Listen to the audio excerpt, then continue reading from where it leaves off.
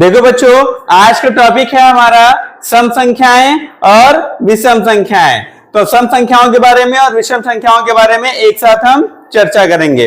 देखो, सम संख्याएं जिनको अंग्रेजी में हम इवन नंबर से कहते हैं, तो सम संख्याएं वह पूर्णांक होती हैं या वह पूर्ण संख्याएं होती हैं जो 2 से पूरी तरह विभाज्य होती हैं।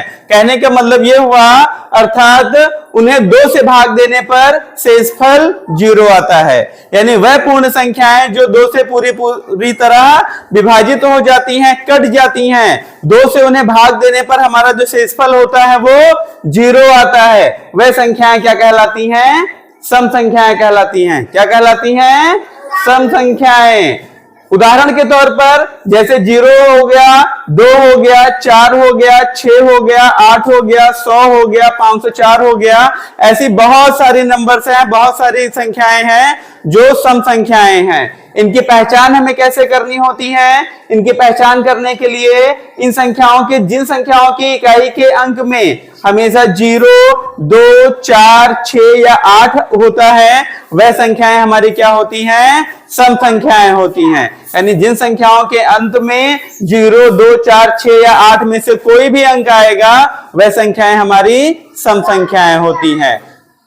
अब बात आती है विषम संख्याओं की।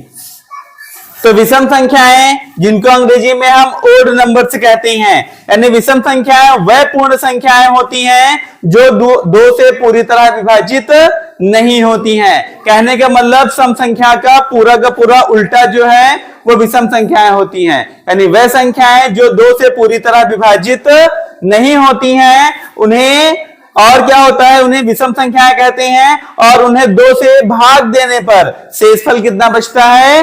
1 बचता है। तो यानी वह संख्याएं जो 2 से ना कटे और अगर 2 से उनको हम भाग दें तो शेषफल 1 बचे, वह संख्याएं विषम संख्याएं कहलाती हैं।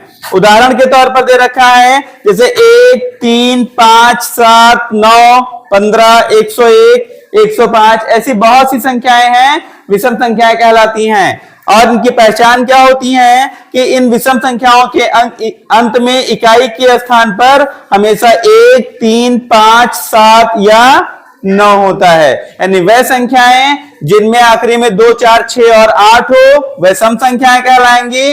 और वह संख्याएं जिनमें आखिरी में 1, 3, 5, 7 या 9 होता है, उन्हें हम विषम संख्याएं कहते हैं।